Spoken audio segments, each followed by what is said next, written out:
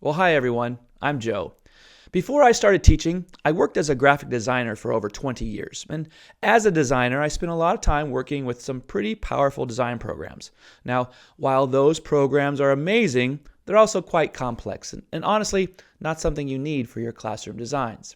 That's where Canva comes in. It's a user-friendly design tool that will help you create beautiful classroom materials, whether you're designing slides, newsletters, or other materials to improve your lessons. In this video, I'm going to show you everything you need to know to get started with Canva, from navigating the platform to creating your first design, all the way through sharing your work. Now, before we jump in, if you haven't seen my previous video on how to get Canva Pro for free, if you're an educator, be sure to check it out. Canva Pro unlocks so much more that makes designing even easier.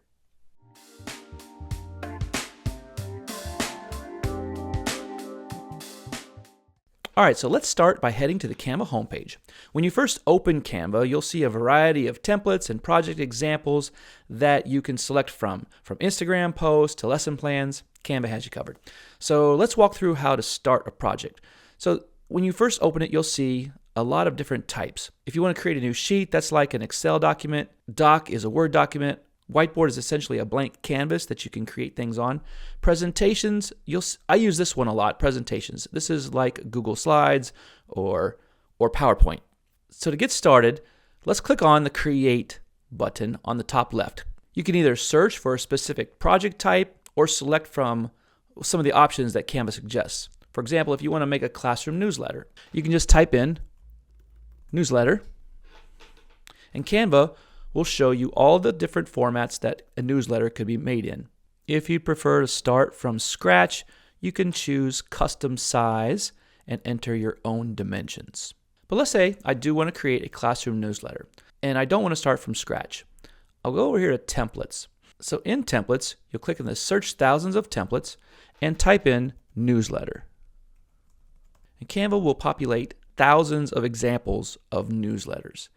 Now, if you want to get a little more specific, I'll put in classroom newsletter. Then scroll through until you see a theme or a design that you like. These templates are a great way to get started, especially when you're new to design. But don't worry, you can make it all your own, and I'm going to show you how. I really like to use a template that speaks to me, or I like the way it looks, and then I can create it and make it my own. But for today, let's just start with create a blank custom newsletter, just to kind of give us an idea how to use the tools that come along with it. So once you've chosen your template or your custom size, you're taken to the Canva editor. And here's where the magic happens. So over here on the left, the main areas where you'll be using is in elements. This is where you're going to see your shapes, graphics, stickers, photos, videos, audio, and all the things that would be elements of your design. You also have text. Text is where you'll add all your fonts and your words. And uploads. Uploads is where you can upload your own images and graphics. Now, just a quick navigational tip. If you select text and hover over it, it'll show up. And as long as your mouse is in this area, it'll stay up. But as soon as you come out, it's going to disappear. If you want to keep it up, then click it. Once you click it, then you can see this little collapsing arrow right here. And once you're in the canvas, it won't disappear. If you want it to close, then you're going to just click that button to close it. Same way with elements. If you hover over it, it stays open. And as long as your mouse cursor is in this box, it'll stay open. But once you hover out of it, it's going to close. So if you want it to stay open, just again, click the elements and it stays open. If you want to collapse it, click the arrow. Another thing to notice is that when you create a new design, it opens it up in a new window. So I'm going to close this window and go back to our main home page. So this will take me back to my home page. And let's create a design from scratch now so that you can see exactly how this works. I'm going to start with a blank square canvas for a simple Instagram post. Now, Canva makes it to where you can do the same thing in multiple ways. All the icons here, if I wanted to click social media, I'm going to go ahead and do that. It'll pull up this create a design screen where I can search what I want to do, and I can again select social media, videos, presentations, all this. It gives me a variety of sizes to choose from. But if I close this and I hit create, the button here again, it's going to give us the exact same screen. So again, Canva offers different avenues to get to the same areas. So let's click an Instagram post. And I know I see Instagram post here anyway, but I'm going to go ahead and type in Instagram and search that. You'll see it gives me Instagram is 3:4, 4:5, square, story. I'm going to click the square one. So that's 1080 by 1080 pixels. After I click that, you'll see I have a square canvas and it's blank for us to work with. So let's add some basic shapes and some graphics. If you head over to the left under Elements and hover over it, it'll pop open and you'll be able to see that you can add audio, videos, photos, graphics, stickers, shapes, and tons of other stuff. So let's go over to shapes, and I want to see all. So I'm going to click this to see all the shapes. Now I'm going to make a little back to school and identify the date that they're coming back to school. Maybe it's something I can post up to Seesaw or Instagram. So under Elements, if I'm going to click on, let's say I'm going to click on the starburst right here. Now if I single click it, it's going to go and put it on my canvas, and you'll see a little cursor blinking, so it automatically turns it into a text box. So you can click off of it, but once you click back on it, you'll see the cursor's not blinking anymore. So you just double click and it blinks again and you can start typing. So I know our first day of school is August 15th, 2025. Now, Elements also works when you click it, it puts it on the canvas, but also works that if you want to drag it. So let's see this arrow here, I'll drag it over here and then let go, and it again puts it onto the canvas. So a single click, it'll put it in the middle. If you want to drag it and drop it, it'll put it wherever you leave it. Let's get rid of those two. So click it and I can hit the trash can, or click it and just hit the delete button. All right, let's close this. So simply click on the corner and it will resize it. If you click on the bottom, it will squish it. I don't want to squish it, so I'm going to undo that. In any of the corners, it'll resize it and maintain its proportions. The sides, it'll squish it or distort it. Now let's change the color. I have it selected, and in the top you'll see this bar now is open. And I can click this button right here, that's the color that it currently is, and I'm just going to keep one of the default solid colors. Let's see here, let's go with a solid red. X out of that. Now because we have text in it, it's actually given us options that we can use to change the text. So I can hit bold, I can come in here and change the font. I'll just use a bolder font there. The size, up and down, or if you click on it, you can type it in or select from a variety of numbers. This area here is to change the text color. I don't mind the white, but I'm going to change it to black for today. Go back to Elements, and I'm going to click Elements so it stays open.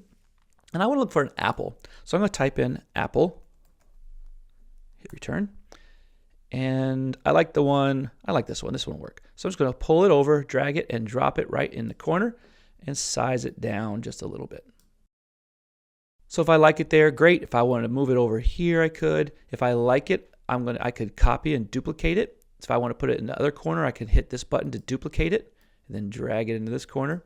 And if I want to duplicate it again, I can drag it into this corner. But that's just too many apples, so I'm going to delete those.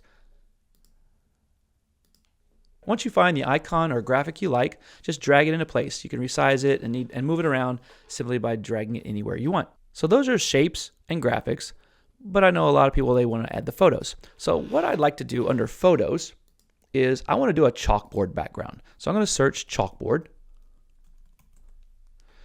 And I like this one here. This looks pretty cool. So if I hold it and drag it onto the canvas, it'll place it on the canvas in its correct proportions. However, say I want it as my background. If I pull it and hold it over the edge, it'll automatically make it as my background image. It'll set it as the size. Now you'll notice it blocked out everything else that was there. So I'm going over here to position and I click on layers. And now I can rearrange them based upon where they are in the organization. Now the chalkboard is in the back, the star is second, and the apple is in front. Another way to do that is on a Mac, you hit Control or Command and then your backspace bracket to move it backwards. So let's say I wanted to move this back. I hit Command and the bracket will move it to the back. And you'll notice that it moved it right here. Now if I want to move it forward, I hit the right bracket and it moves it forward. Another thing I like to add is some school supplies in a frame. So I really like the school supplies on this one here.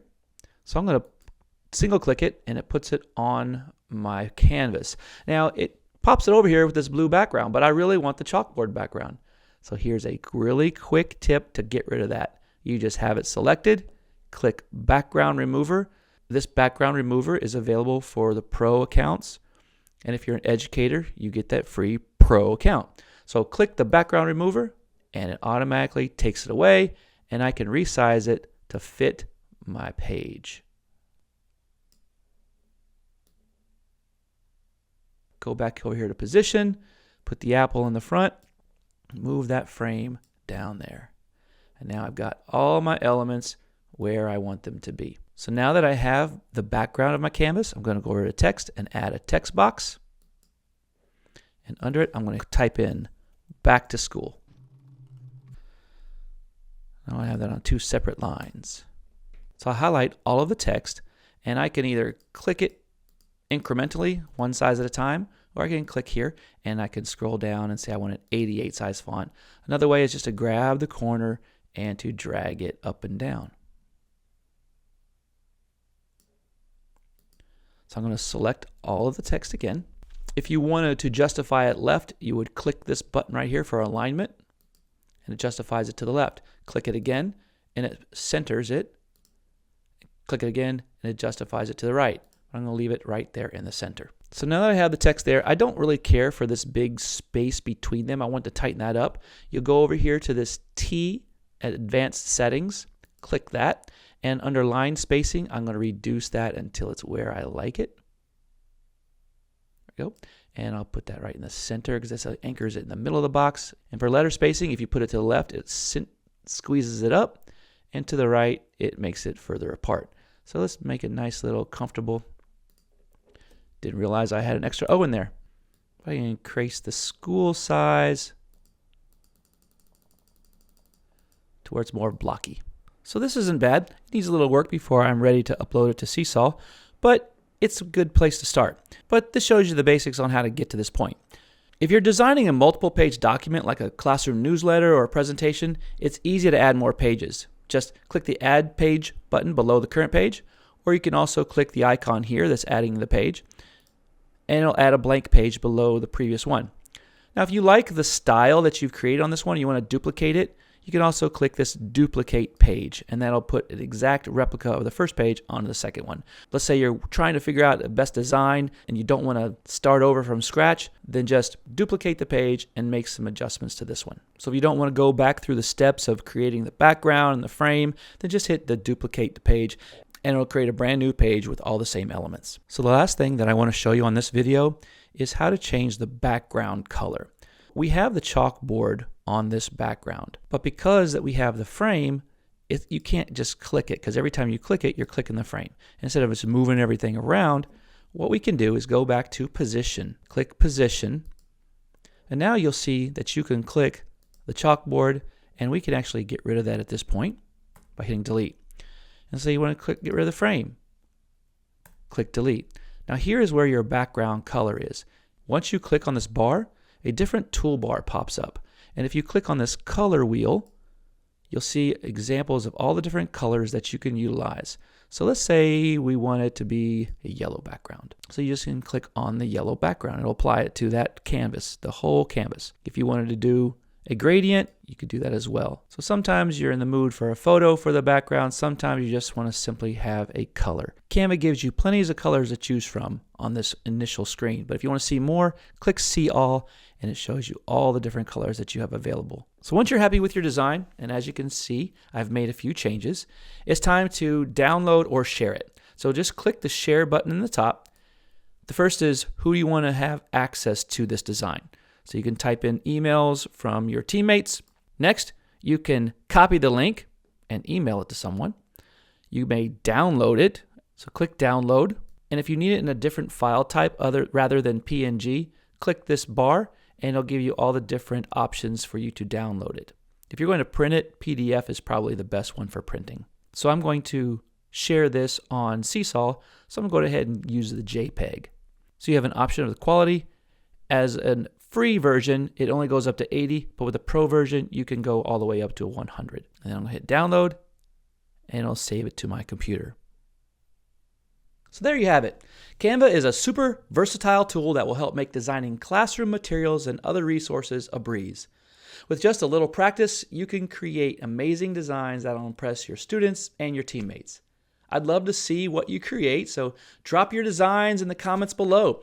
If you enjoyed this video and want to see more tips on how to use Canva for your classroom, be sure to like, subscribe, and hit that bell icon so you don't miss any of my next videos. And again, if you haven't already, make sure to check out my video on how to get Canva Pro for free as an educator. Thanks for watching, and happy designing.